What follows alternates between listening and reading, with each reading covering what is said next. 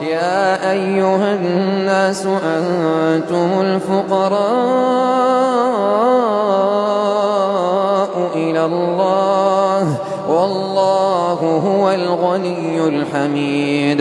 إن يشأ يذهبكم ويأتي بخلق جديد وما ذلك على الله بعزيز.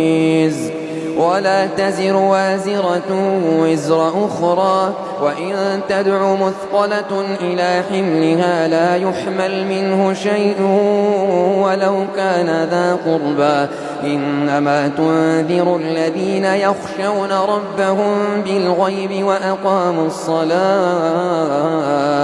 وأقاموا الصلاة ومن تزكى فإنما يتزكى لنفسه وإلى الله المصير.